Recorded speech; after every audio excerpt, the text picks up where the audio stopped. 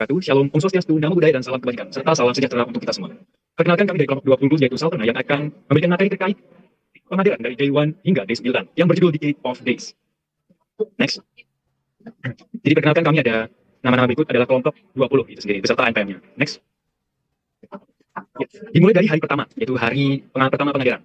Kami diberi materi yaitu narasi, satuan kredit semester, dan 7 peran mahasiswa. Untuk yang pertama yaitu narasi, adalah singkatan dari navigasi awal rumah akademik sistem intelektual, yang dimana peran mahasiswa sebagai penggerak itu menciptakan dampak sebagai intelektual, sebagai penggerak perubahan, sebagai jembatan akademik dan masyarakat mengaplikasikan teori dari kehidupan bermasyarakat. Lalu ada materi kedua yaitu satuan kredit semester, yang dimana satuan itu digunakan untuk mengukur beban studi mahasiswa. Kalau S1-nya UPN itu harus 144 hingga 160 SKS, yang terbagi menjadi 8 semester. Lalu ada 7 peran mahasiswa. Yang pertama sebagai agent of change, yaitu membuka perubahan. Kedua, iron stock, yaitu generasi penerus yang lebih baik. Yang ketiga, moral force, yaitu menjadi teladan etika dan integritas. Yang keempat, social control, yang mengawasi kebijakan pemerintah. Yang kelima adalah problem solver. Yang keenam ada inspiration, dan yang ketujuh adalah pionir. Selanjutnya. Yang saya akan mengajarkan tentang D2 yaitu laboratorium profile. Dalam sosialisasi dan pemaparan materi mengenai berbagai laboratorium yang ada di Prodi Teknik Industri, dijelaskan bahwa laboratorium teknik industri dibagi menjadi dua, yaitu laboratorium LSIE atau laboratorium sistem industri dan ekonomi. Yang kedua adalah LSMI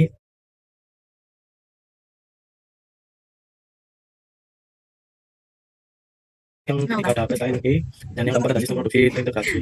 Yang dari laboratorium statistik dan manajemen industri ada yang pertama pemrograman komputer, yang kedua statistik industri, yang ketiga simulasi komputer, yang keempat optimasi industri, dan yang terakhir sistem informasi dan industri. Petrans Jawa Timur adalah sebuah organisasi yang memegang kekuasaan eksekutif di dalam prodi teknik industri. Dijelaskan HMT memiliki 1 BPH dan 7 departemen yang memiliki peranan dan tugas masing-masing di antaranya yaitu BPH eksekutif, pengabdian masyarakat, badan legislatif mahasiswa, dan saya di sini sebagai bagian dari D3 itu tentang badan legislatif mahasiswa teknik industri. Dari badan legislatif mahasiswa teknik industri memiliki pengertian yaitu lembaga legislatif tingkat mahasiswa dan berfungsi untuk menangkap dan menyalurkan aspirasi mahasiswa, merancang serta menetapkan kebijakan dan aturan organisasi kemahasiswaan dengan mengawasi kinerja lembaga eksekutif mahasiswa seperti badan eksekutif mahasiswa bisa disebut dengan BEM. Dari badan legislatif mahasiswa dan industri memiliki tujuan yaitu yang pertama membuat aturan dan kebijakan yang termasuk juga untuk urusan undang-undang. Dan yang kedua yaitu untuk mengawasi jalannya pemerintah. Dari tujuan kita geser ke visi dan misi badan legislatif mahasiswa teknik industri.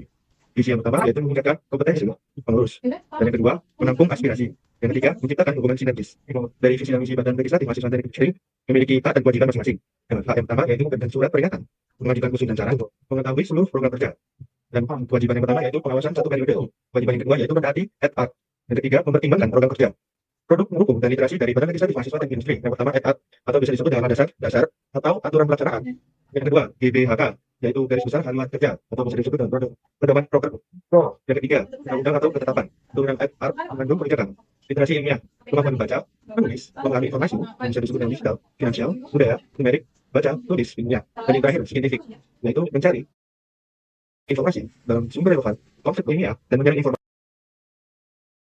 dan kesenjangan program kerja, yaitu sedang penggunaan dan istimewa, serta pemilu. Yang kedua, pengawasan admin dan keuangan. Yang ketiga, pengawasan kinerja dan program kerja seperti base staff. Yang keempat, sumber informasi, dan media publikasi kegiatan PLN. Seperti program kerja media sosial web, aspirasi. Saya Aulia, selanjutnya itu day 4, soft skill dan hard skill. Pengertian skill yaitu keterampilan non-teknik. Kemudian soft skill yaitu keterampilan non-teknis yang mencakup skill yaitu menguasai ilmu pengetahuan, teknologi, dan peraturan teknik. Contoh dari soft skill, yang pertama kerjasama tim, yang kedua komunikasi efektif, dan yang ketiga kepemimpinan. Kemudian contoh hard skill, yang pertama kemampuan bahasa asing, yang kedua menyusun laporan keuangan, dan yang ketiga menggunakan alat mesin lab tertentu. Selanjutnya saya akan menjelaskan mengenai cara mengembangkan soft skill. Yang pertama, aktif dalam organisasi. Yang kedua, berkomunikasi dan interaksi dengan orang lain. Yang ketiga, kerja kelompok dan diskusi kelas. Keempat, public speaking dan presentasi. Kelima, evaluasi diri. Lalu cara mengembangkan hard skill yaitu yang pertama ada mengikuti pelatihan atau kursus. Yang kedua, mengikuti proyek atau penelitian. Yang ketiga, belajar mandiri. Keempat, fokus pada pembelajaran mata kuliah. Selanjutnya untuk strategi, soft skill dan hard skill harus seimbang. Lalu hard skill dipelajari cepat. Soft skill perlu waktu dan pengalaman. Aktif dalam berbagai kegiatan serta berlatih dan jangan takut salah. Untuk kesimpulannya, soft skill adalah keterampilan yang mempresentasikan kepribadian dipelajari melalui praktik. Sedangkan hard skill penguasaan ilmu pengetahuan, teknologi, dan peraturan teknik. Selanjutnya yaitu day 5. Yang pertama, pengenalan Microsoft Office, Microsoft Excel. Yang pertama, formatting cells dan data. Yang kedua, data validation. Yang ketiga, basic formula and function. Yang keempat, conditional conversion. Yang kelima, sub and grip. Yang keenam, advanced function. Kemudian ada industrial mindset and system thinking. Yang pertama yaitu kumpulan elemen yang saling berinteraksi untuk satu tujuan. Yang kedua, berfungsi bersama untuk tujuan tertentu. Unsur adanya elemen satu tujuan interaksi. Kemudian selanjutnya yaitu apa itu flowchart. Flowchart ini penting karena membuat suatu hal yang terstruktur mudah dipahami. Macam-macam flowchart. Yang pertama yaitu flowchart diagram. Yang kedua, fishbone diagram. Kemudian ada transformasi revolusi industri. Revolusi industri merupakan perubahan yang berlangsung secara cepat dan menyangkut dasar pokok kehidupan. Perubahan ini menyentuh beberapa aspek kehidupan yang melibatkan pergantian tatanan lama menjadi baru. Revolusi industri terjadi karena beberapa hal. Yang pertama yaitu kesenjangan. Yang kedua yaitu kebutuhan ekonomi. Yang ketiga yaitu ideologi. Tujuan revolusi industri adalah untuk meningkatkan efisiensi di segala bentuk proses dalam industri modern. Baik, selanjutnya saya akan menjelaskan tentang grade 6, yaitu yang pertama materinya adalah CV dan LinkedIn. CV adalah daftar riwayat hidup yang berisi tentang data diri, pendidikan, pengalaman kerja, serta keterampilan dan prestasi. Isi utamanya ada data pribadi, profil singkat, pendidikan, pengalaman kerja, skills, sertifikasi, prestasi, portofolio, dan referensi. Lalu jenis CV kreatif, yaitu desainnya menarik, dan CV ATS itu sederhana dan fokus dengan kata kunci. Lalu untuk penjelasan LinkedIn, yaitu jaring sosial profesional untuk membangun relasi dan karir, berisi tentang profil, nama status, skill, dan kontak. Lalu materi selanjutnya yaitu desain dan kreativitas. Desain grafis meningkatkan kualitas seperti tugas, branding, solusi kreatif, publikasi event. Tipsnya, judul 28 sampai 36, lalu untuk subjudul biasanya menggunakan ukuran 20 sampai 24, dan isi biasanya menggunakan ukuran 14 sampai 18. Lalu yang ketiga ada kepemimpinan, from engineer to leader. Leadership adalah suatu proses yang menyebabkan orang lain melakukan tindakan untuk mencapai tujuan bersama.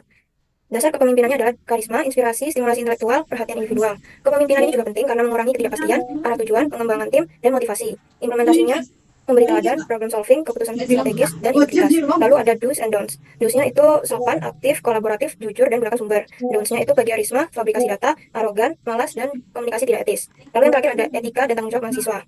Dalam akademik, berpikir kritis, belajar aktif, jembatan teori dan praktik. Lalu yang kedua, profesional, manajemen waktu, dan bangun portofolio. Yang ketiga, sosial, kolaborasi, kontribusi nyata, dan lingkungan positif. Yang keempat, etika, sopan pada dosen atau staf, partisipasi aktif, jujur, hindari plagiarisme dan fabrikasi, dan komunikasi digital jelas. Dari 7, selanjutnya ada SPEAK-TI, Speaking and Emotional Agility. Public speaking adalah suatu kegiatan berbicara di depan umum atau publik yang bertujuan untuk menyampaikan informasi ke depan audiens, mempengaruhi dan meyakinkan audiens. Tips and triknya yaitu yang pertama, mindset, stop overthinking. Ubah rasa takut menjadi excited. Yang kedua, teknik public speaking, yaitu kontak mata dan senyum kepada audiens, tempo bicara jangan terburu-buru, gunakan gestur tubuh, dan proyeksikan suara. Yang ketiga yaitu latihan. Latihan dengan cermin atau rekaman video. Yang kedua yaitu bicara di depan umum mulai dari forum kecil, seperti lingkup keluarga dan lingkup pertemanan.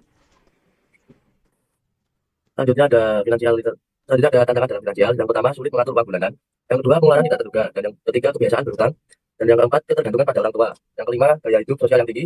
Yang keenam, tidak punya tabungan atau investasi. Selanjutnya ada dampak negatif. Yang pertama, bisa mengurangi dana darurat. Dan yang kedua, bisa meningkatkan resiko berhutang. Dan yang ketiga, bisa menghambat tabungan dan investasi. Dan yang keempat, bisa membuat mahasiswa tidak sadar akan kebocoran keuangan. Selanjutnya ada inisiatif dalam menemukan peluang. Inisiatif dapat bertindak tanpa disuruh dan punya kesadaran untuk memulai dan peka terhadap peluang. Selanjutnya ada inisiatif diperlukan di kampus karena peluang tidak datang dua kali dan di dunia kampus penuh dengan pilihan terbuka dan untuk persiapan menuju dunia kerja. Untuk hari selanjutnya yaitu hari ke-8, kita mendapatkan dua materi yaitu yang pertama responsible for decision making dan yang kedua itu integrity dan social empathy. Responsible for decision making yaitu pengambilan keputusan atau proses atau tindakan dalam bentuk pengambilan dan pertimbangan. Manfaatnya adalah sebagai peran penentu arah, memecah masalah, menggerak sumber daya dan juga menjamin konsistensi serta pengendali risiko. Faktor yang mempengaruhi lingkungan pergaulan, kesadaran diri, pengendalian emosi dan juga dampak yang dihasilkan. Yang selanjutnya ada triple bottom line. Yang pertama ada profit yaitu efisiensi, waktu dan biaya. Yang kedua ada people atau sosial. Yang ketiga ada planet atau lingkungan. Untuk ketika pengambilan keputusan yaitu bagaimana agar keputusan yang diambil efektif, benar, adil, bertanggung jawab, dan juga berorientasi terhadap keputusan bersama. Yang selanjutnya ada proses pengambilan keputusan. Ada identifikasi masalah atau kebutuhan. Dan yang terakhir adalah evaluasi dan refleksi. Untuk materi yang kedua adalah integritas dan sosial empati. Integritas sendiri berarti sikap ketika seorang selalu jujur, dipercaya, dan konsisten antara perkataan dan perbuatan. Integritas penting sebab menumbuhkan rasa percaya dan menjaga reputasi, membantu siswa berkembang dalam karakter dan moral, dan juga menciptakan lingkungan yang kondusif dan inspiratif, menegakkan sikap profesional dalam mewujudkan ide, dan juga mengurangi sikap tidak adil serta diskriminatif, pengaruh dan individu dan reputasi hancur. Empati adalah kemampuan memahami dan merasakan apa yang orang lain alami. Empati terbagi dua, yaitu kognitif, yaitu memahami pikiran orang lain, dan juga emosional, ikut merasakan emosi orang lain, belas kasihan, memahami, merasakan, bertindak, membantu, pentingnya lebih peduli dan suka menolong, dan juga punya pertemanan sehat, komunikasi lebih baik, dan juga karakter lebih toleran. Oke, selanjutnya atas nama Pak Johab dan NPM 25272 dan ini akan menjelaskan dengan T9 adaptability, grow, witness, and self-leadership. Adaptasi dipengaruhi tinggi. 1. Cara belajar berubah. 2. Manajemen time. 3. Komunikasi. Adaptasi di masing-masingnya leadership. Terus tentang 1. Stres akademik. 2. Perbedaan budaya. 3. Perkembangan teknologi. Strategi menghadapi tantangan. 1. Terbuka pada perubahan. 2. Stres manajemen. 3. Bangun relasi positif. 4. Refleksi rutin. Ada lagi grow mindset, pola pikir yang meyakinkan, kemampuan dapat ditingkatkan melalui usaha dan pembelajaran. Positif grow mindset. 1. Meningkatkan motivasi. 2. Membentuk ketangguhan. 3. Mendorong konsistensi. 4. Fokus pada proses. Selanjutnya strategi menumbuhkan, yaitu self-talk positif. 2. Fokus pada usaha. 3. Jurnal belajar. 4. Aktif mencari feedback.